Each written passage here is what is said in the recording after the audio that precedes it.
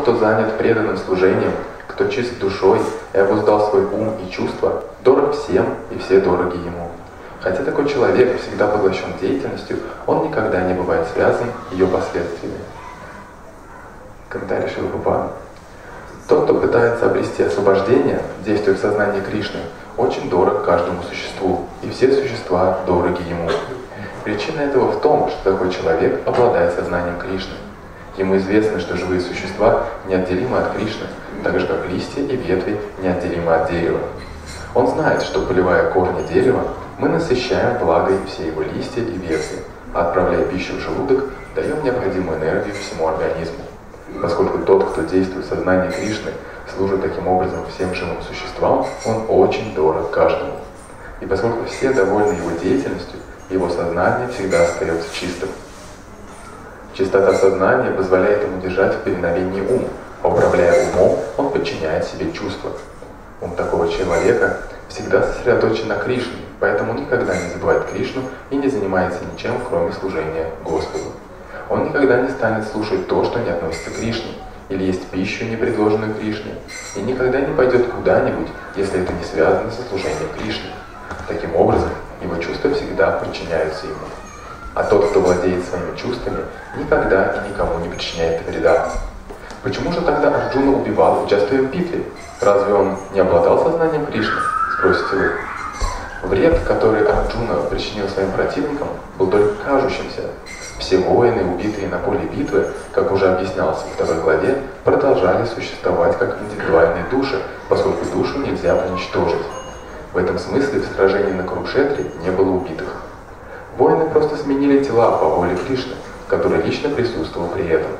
Сражаясь на Курукшетре, Арджуна, по сути дела, ни с кем не сражался. Он просто исполнял приказ Кришны, действуя в сознании Кришны. Такой человек никогда не запутается в последствиях своей деятельности. Yuga yukta vishuddhatma vajithatma jitendriya sarva bhutatma bhutatma kurvanapi litna lipyate. Lord Krishna said, one who works in devotion, who is a pure soul, and who controls his mind and senses, is dear to everyone, and everyone is dear to him. Though always working, such a man is never entangled. Тот, кто занят преданным служением, кто чист душой и обуздал свой ум и чувства, дорог всем, и все дороги ему. Хотя такой человек всегда поглощен деятельностью, он никогда не бывает связан ее последствиями. So,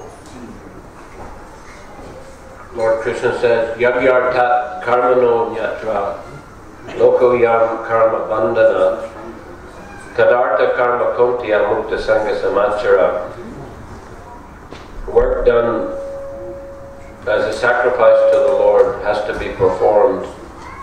Otherwise, work binds one to this material world. Господь Кришна говорит, все действия должны выполняться как жертвоприношение Господу, иначе деятельность будет привязывать человека к материальному миру. Karma.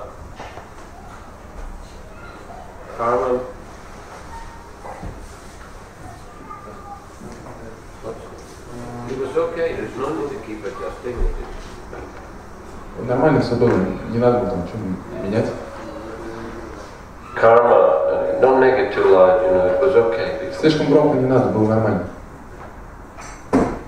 Karma means action. Карма означает деятельность. So there are different kinds of action. Есть различные виды деятельности. It also means, karma also means results of action, or karma fall, the results of action. Карма также означает результаты деятельности. As we know, law of karma, it's a law of action and reaction. Как мы знаем, закон кармы – это закон действия и последствий. So, in the material world, as we know, there is duality. Как мы знаем, в материальном мире существует двойственность. Good and bad, heat and cold, pleasure, pain, etc. Хорошее, плохое, жарко, холодно, приятно, неприятно и так далее. So also we get pious and impious activity. Также у нас есть праведная и неправедная деятельность. Pious and impious, how do you say that? Благочестивая и неблагочестивая. Yes, pious is activity which is performed according to the karma kanda section of the Vedas. Благочестивая или праведная деятельность – это та деятельность, которая выполняется в соответствии с разделом вед, посвященной карма-канде. Punya karma. It's called punya karma. Она называется пунья-карма. By that activity, one can improve one's material position. При помощи такой деятельности человек может улучшить свое материальное положение. It involves a lot of sacrifices and rituals to please the demigods. Такая деятельность подразумевает большое количество ритуалов и жертвоприношений ради удовлетворения полубогов. Also, austerities, giving in charity. Кроме того, это аскезы, благотворительность, Visiting holy places, taking bath in holy rivers. посещение святых мест, принятие омовения в святых реках. These are all the different kinds of punya karma.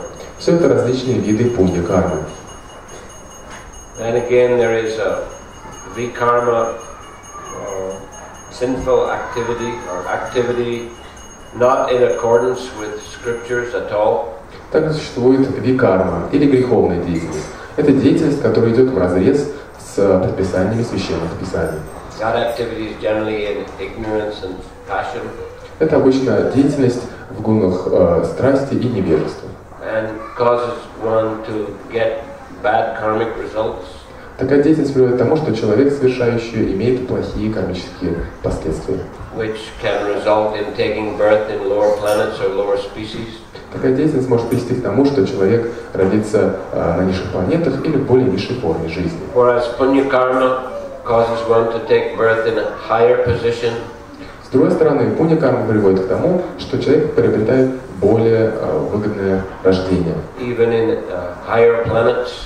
Может быть, даже на высших планетах. But Krishna says that Abrahma bhuvanaloka punaravartinu arjuna mamupecha kontiya punarjanma navidite. From the highest planet in the material world down to the lowest, they're all places of misery, of repeated birth and death. Но, как говорит Кришна, начиная с самой высшей планеты материального мира и до самой низшей, вся эта вселенная представляет собой юдоль страданий, где повторяются рождение и смерть. But one who attains my abode, Krishna says, he doesn't come back to the material world. Но тот, кто достигает моей обители, говорит Кришна, не возвращается в материальный мир. So the impersonalists, they understand that we are spirit soul. Имперсоналисты понимают, что мы являемся духовными душами. They also understand that because we are entangled in the material world, we are creating karma or misery or suffering. Они также понимают, что поскольку мы находимся в рабстве материального мира, то мы совершаем определенную деятельность, определенную карму. But they think the solution is to stop all activity altogether. Но они думают, что решение заключается в том, чтобы прекратить всю деятельность. And give up one's individuality. И лишиться своей индивидуальности. By merging the soul into the supreme Brahman. Посредством растворения души в верховном Брахмане. But and they give example that the living entity is like a water pot, a clay water pot. Они приводят пример, что живое существо это как глиняный горшок для воды. When you hit it with a stick, if it's empty, it makes noise. Если стучать по пустому такому горшку, то будет шум. But when it's full and you hit it with a stick, there's no noise. Но если горшок полон воды, если стукнуть по нему палкой, то шума не будет. So when they say when a person has no spiritual realization or understanding, then he's always acting and talking and making noise. Поэтому они говорят, что если человек не обладает духовной реализацией, духовными познаниями, то когда он говорит или что-то делает, это подобно шуму. But when he's spiritually realized, when he's Brahman realized, then he stops acting, he stops talking, he stops making noise. Но когда человек осознает Брахман, то он перестает говорить, перестает действовать, перестает производить этот шум. Шрила Прабхупада said this example is not valid. Но Шрила Прабхупада говорит, что этот пример недействительный. A living entity is not a static object like a water pot. Потому что живое существо не является статичным, неподвижным объектом, как горшок для воды. A living entity is dynamic. Живое существо имеет динамическую природу, подвижную, Он полон сил, энергии. Even we can see small child, he's moving here and there, making noise, he's full of energy. Даже маленький ребенок, он бегает туда-сюда, он полон энергии, он производит шум. So it's natural for the living entity to do things, to be active. Поэтому активность, деятельность является естественной для живого существа. But once a person is in the material world, how can he act in such a way as not to create karma? Но каким образом живое существо, оказавшись в материальном мире, может действовать так, чтобы не создавать кармы? This is special ceremony here? Специальная церемония, да? Huh? It's your first time. Oh, okay. Welcome, Hare Krishna. Yeah, so that's a question. How can we use our energy so as not to entangle ourselves further in the material world? Итак, вопрос заключается в том, как же мы можем использовать свою энергию, действовать, чтобы дальше не запутываться в этом материальном мире. We are forced to act, actually. This stopping activity is not practical. Мы вынуждены действовать на самом деле, потому что остановка всей деятельности это не практично. But how can we act and through that action become spiritually uplifted? Но как мы можем действовать и посредством деятельности возвыситься духовно? That's what Krishna is explaining in the Bhagavad Gita. Как раз это Кришна и объясняет в Бхагавад-гите. How to act in a devotional service of the Lord. Каким образом действовать в преданном служении Господу? How to spiritualize one's activities. Как одухотворить свою деятельность? So that one does not generate karma, either good or bad. Чтобы человек не создавал кармы, благоприятной или неблагоприятной. That is akarma, activity which is free from reaction. Это акарма, то есть деятельность, которая не несет последствий. So this is what Krishna is explaining in this verse. Это как раз то, что Кришна объясняет в данном стихе. A devotee is always working, but he's not entangled.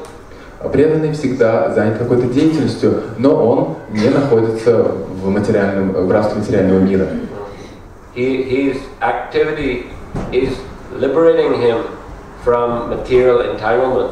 Его деятельность, наоборот, освобождает его из материального рабства. So this is a very great science. Это величайшая наука. It's a science of proper action. Это наука о том, как правильно действовать. Very important for all of us. Это очень важно для всех нас. We have a certain independence. У нас есть определенная доля независимости, As human beings. поскольку мы имеем человеческую форму жизни. We have more developed intelligence than animals. У нас более развитый разум, чем у животных. Animals, they're just, following the demands of their senses. Животные просто следуют, просто удовлетворяют потребности своих чувств. They don't discriminate what they're doing. Они не имеют возможности различать, касательно того, что они делают.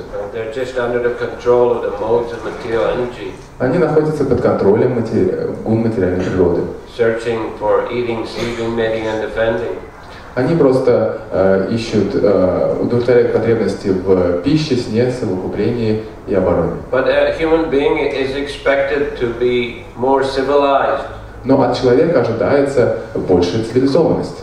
To make correct choices. Ожидается, что человек будет делать правильные выборы. Even in the material world, he's expected to follow certain laws. Даже в материальном мире человек должен следовать определенным законам. Every country has its laws. В каждой стране есть свои законы. If you break, so you have a choice: you follow the law or you don't follow the law. Конечно, у вас есть выбор, следовать закону или не следовать. There are always some criminals. Всегда есть преступники. And they choose not to follow the law, and then they get arrested and punished. И они выбирают не следовать закону, за что их арестовывают и наказывают. But if one is a good citizen, if he follows the law, if he makes the right choices, then he can live peacefully in the state.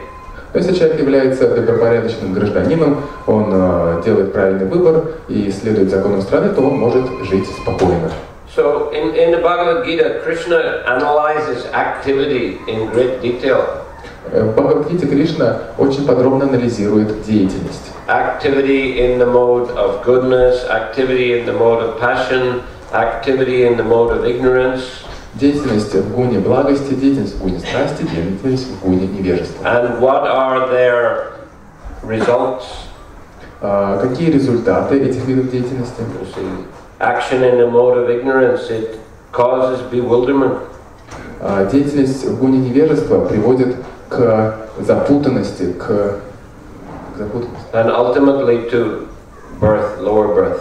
И в конце концов приводит к рождению в более низкой форме жизни. Action and passion, it also causes a lot of anxiety and distress. Деятельность в гуне страсти также приводит к большому количеству беспокойства и тревог. Шрила Prabhupada said that in the long run it will cause you to take birth again in Europe or America. Шрила Прабхупада говорит, что в результате такой деятельности в конце концов человек опять обретет рождение в Европе или в Америке. In some big Kali Yuga city.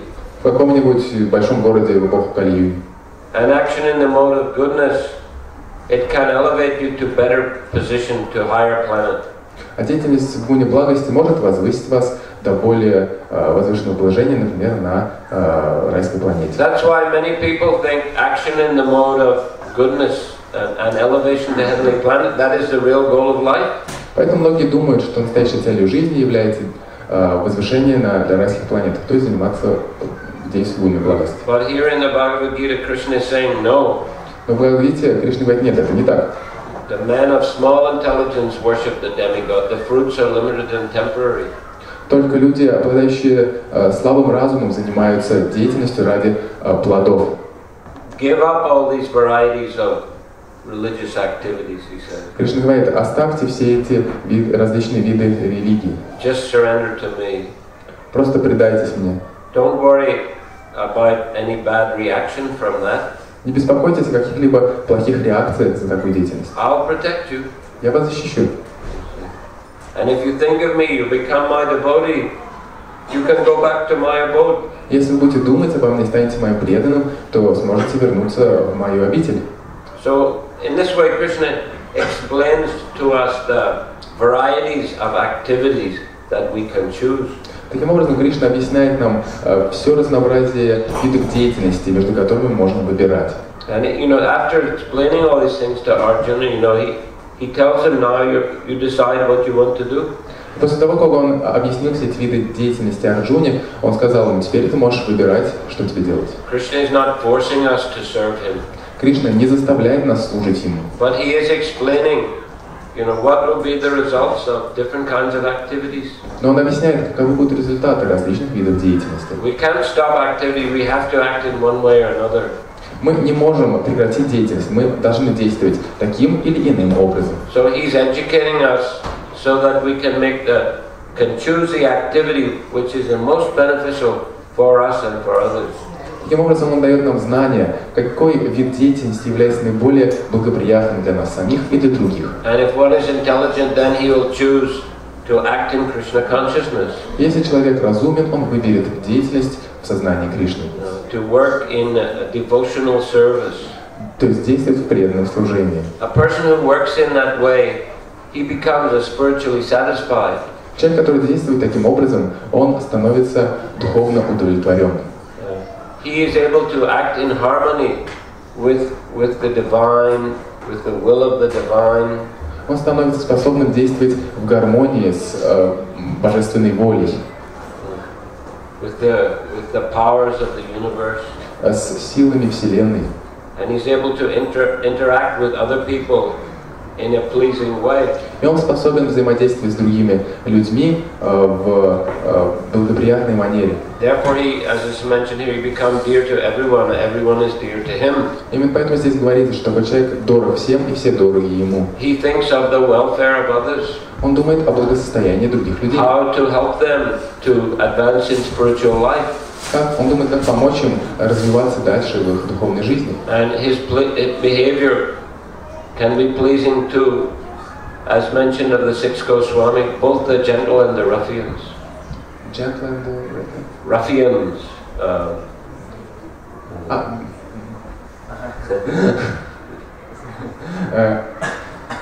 Шестеро Госвами говорят, что действия такого человека будут одинаково приятны как мягким людям, так и грубиянам.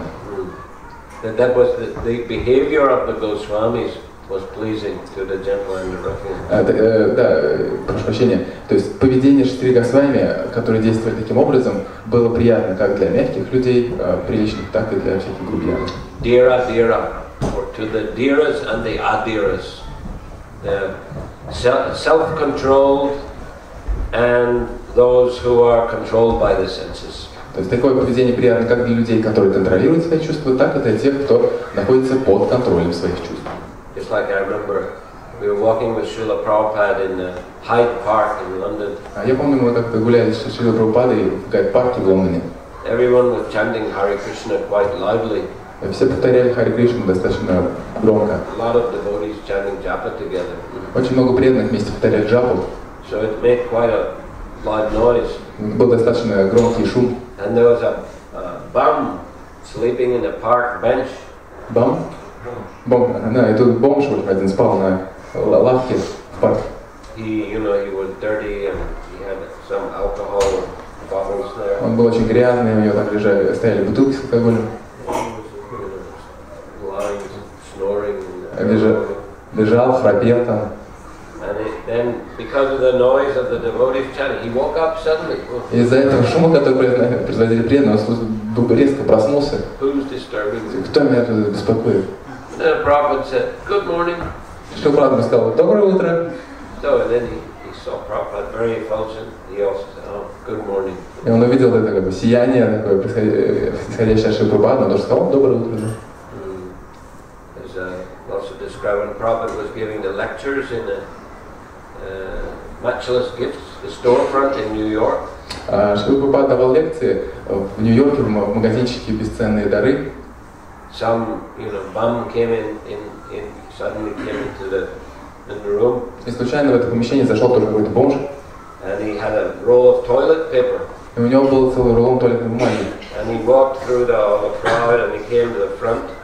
And he put the toilet paper in front of Prabhupada. И он прошел через всю толпу преданных и прям к Шриле Прабхупаде и поставил перед ним этот рулон туалетной бумаги. Then he walked out. И вышел. So, such type of person, very rough, but seeing great soul like Prabhupada, he became inspired to offer something.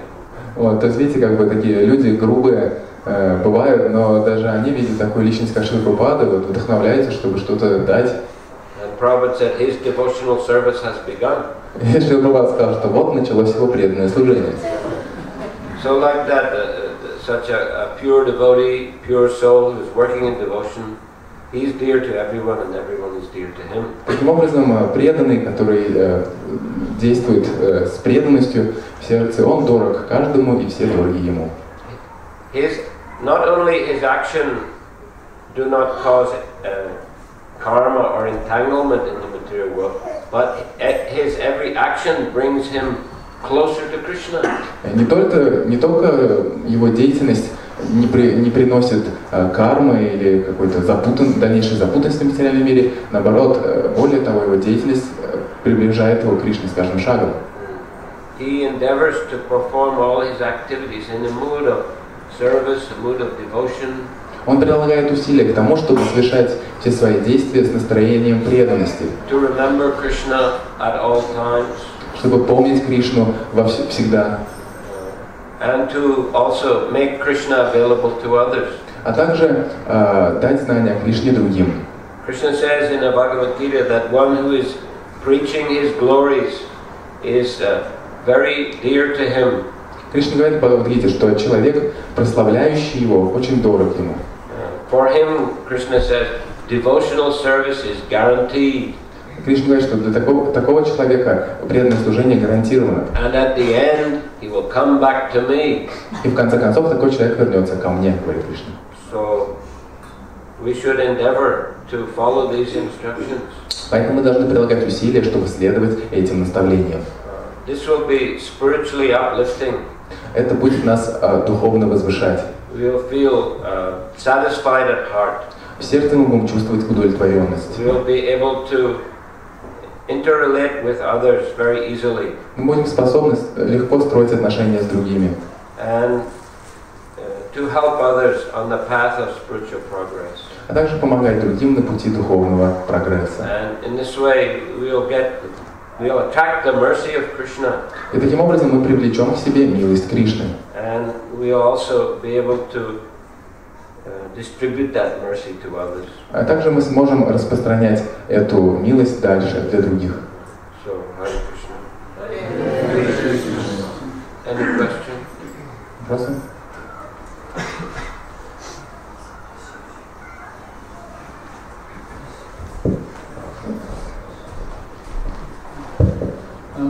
Скажите, пожалуйста, вот человек в невежестве, если он попадает на низшие адские планеты, ему он сначала нужно стать демоном, или же он может сразу из человеческой формы жизни, вот, проживая на планете Земля, допустим, среднего уровня, что-то такое совершить, что сразу попадет в ад?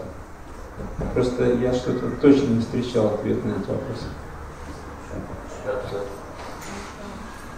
Можно еще раз?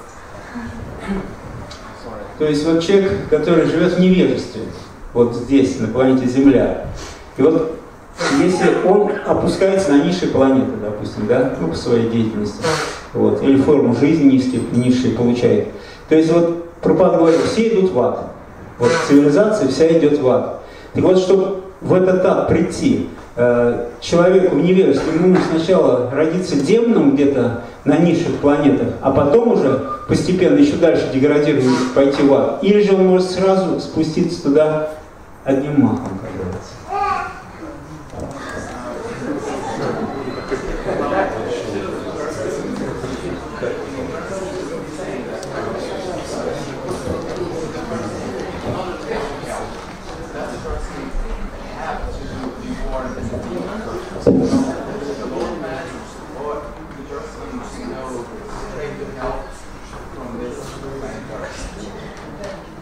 Well, he can, I mean, after leaving this body, he can go to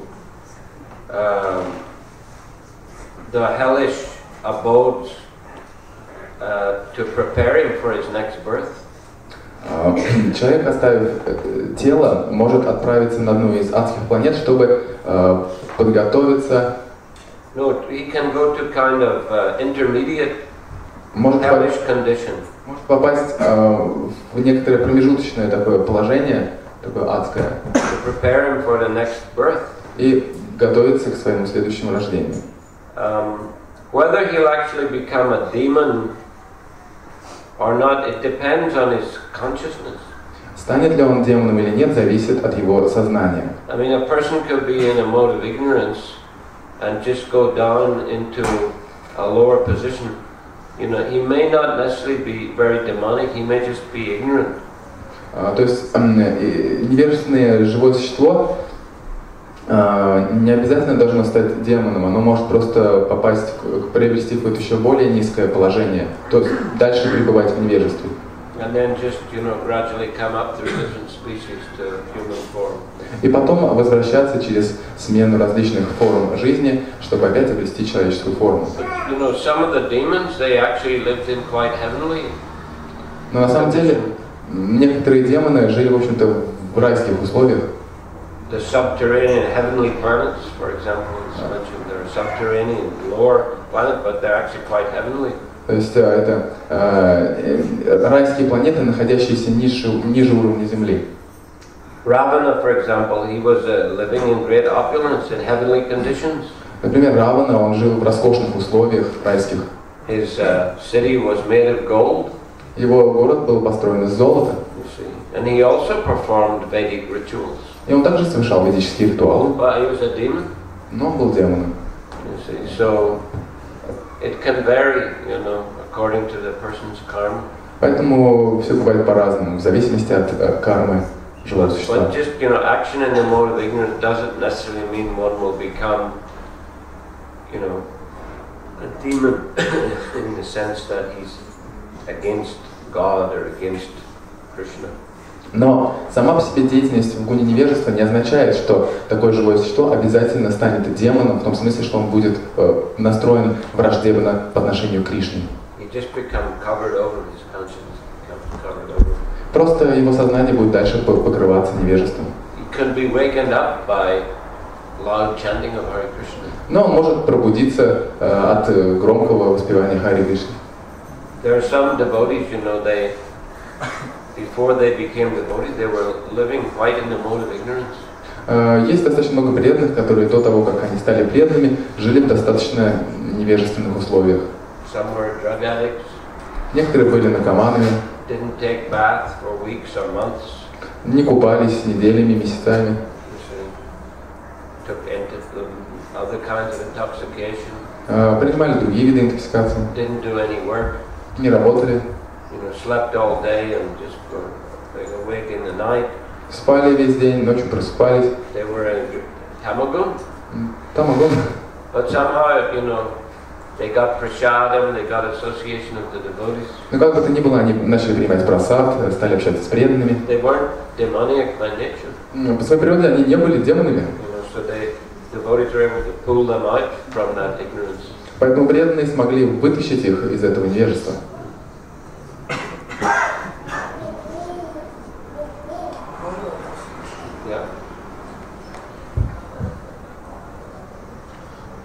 Есть такое мнение, Махарадж, что это, может быть, как-то осветит этот вопрос, что преданных, судьбу преданных уже определяет даже не столько Ямарадж, сколько есть духовный учитель или другие определенные инстанции. Как, например, есть ГАИ, например, есть ВАИ. ГАИ, она вообще останавливает простых гражданских, а ВАИ конкретно военных. То есть есть ли где-то в Священном Писании какое-то точное этому определение?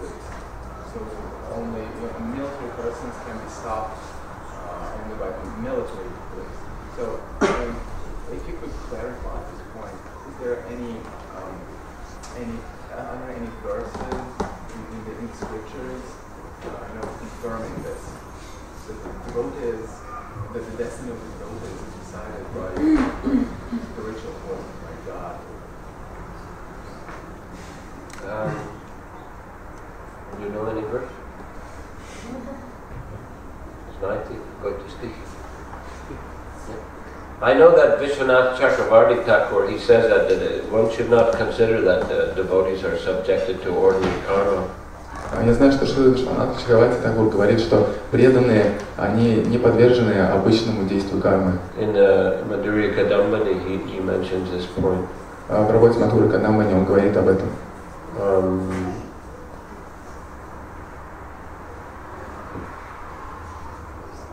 Also here in the Bhagavad Gita it says that Mahatmanas tu mam partha daivin praktimashrita bhajanti ananyamanaso gyatva bhutadam avyayam.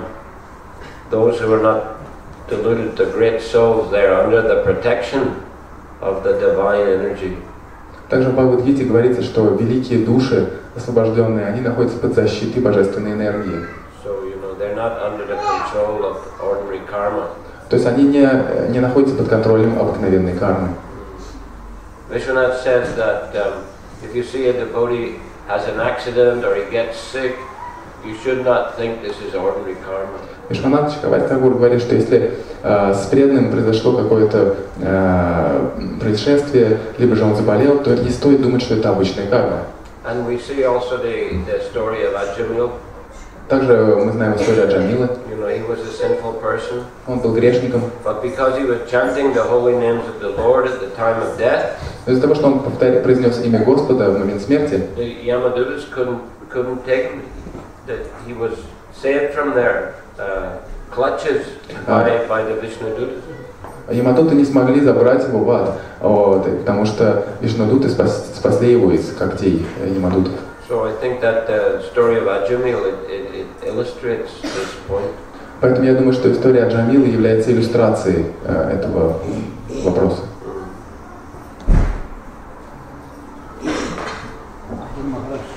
Можно сказать, что плохая карма прошлого мешает развить вкус к церковной линии. Yes, еще раз вопрос. Можно ли сказать, что плохая карма прошлого мешает развить вкус к святому имени? Yes, it's said that if a devotee has a very impious past, then it's more difficult for him to become steady in Krishna consciousness. Да, говорится, что если преданный имеет очень неблагочестивую карму, приходящую из его прошлого, то ему очень трудно быть устойчивым в своей духовной практике. Whereas if someone has a more pious background, it becomes easier for him to be fixed. То есть если у человека более большой багаж благочестивой кармы, то ему гораздо легче заниматься духовной практикой.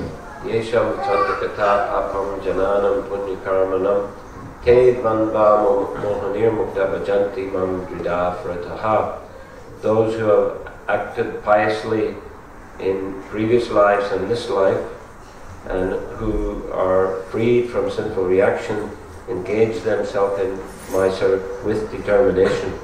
Как говорится, те, кто занимались благочестивой деятельностью в прошлых жизнях и в этой жизни, те, кто свободны от греховных реакций, те занимаются преданным служением мне. С решимостью. То есть у таких людей больше решимости.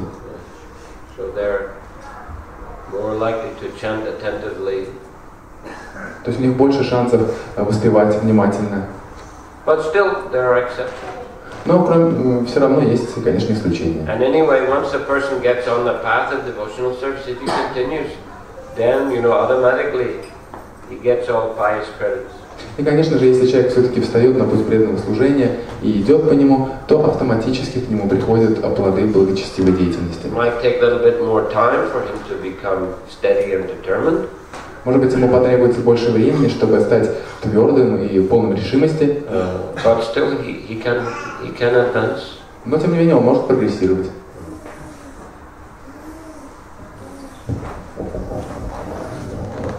Насколько я понимаю, что это относится к начальным стадиям преданного служения, потому что если вспомнить Вритрасуру, к примеру, или охотника Млигари, то когда на более высокой стадии преданного служения, в принципе, как получается, не зависит преданное служение для начинающего преданного.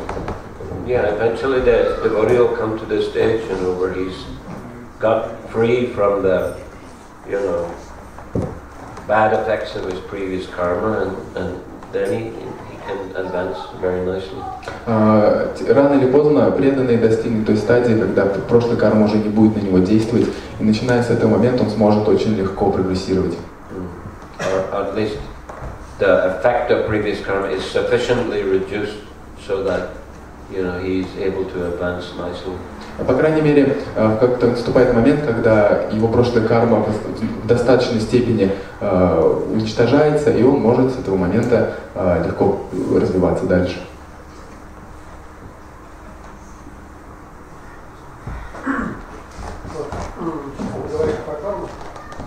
Вы сейчас про карму говорили, и деятельность в неблагости, или для того, чтобы успеха материального достичь, то иногда поклоняются Ганеш, например, каким-то полубогам. Я так слышал, что благословение давать материальное богатство Ганеш получил это не Симхадева.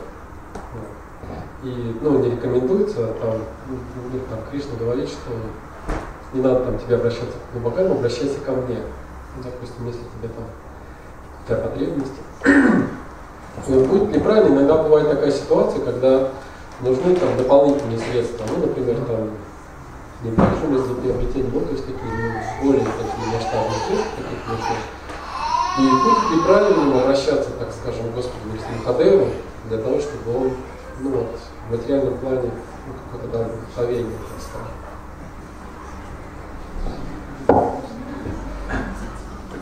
story short,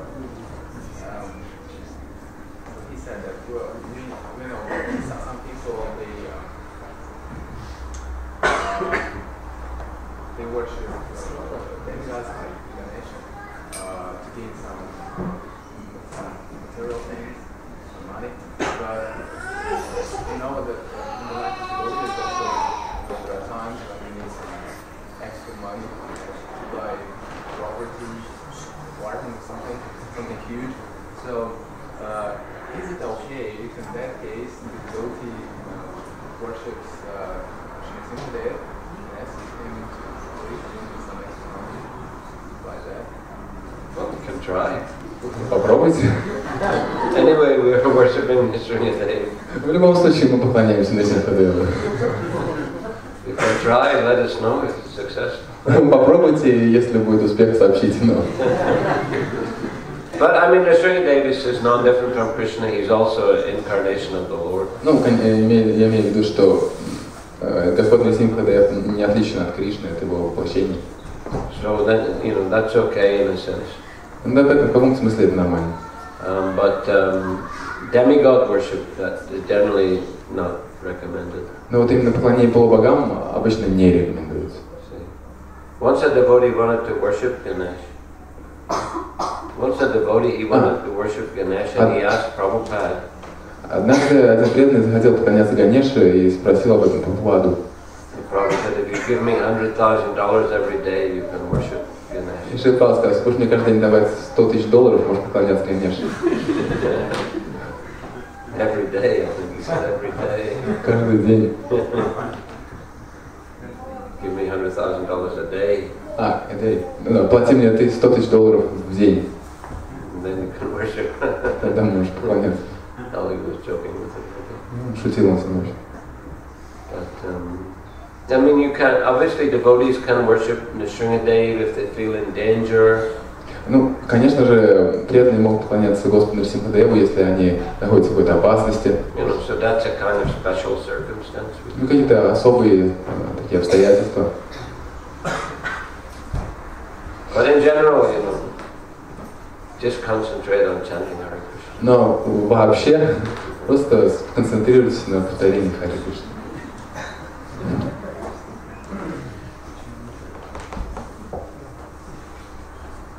Okay. Thank you very much. Shrila Prabhupade ki jai. Srimad Bhagavad Gita ki jai. Samaveta Bhaktivinoda ki jai. ISKCON Samara ki jai. Nitai Gaura Premanandi.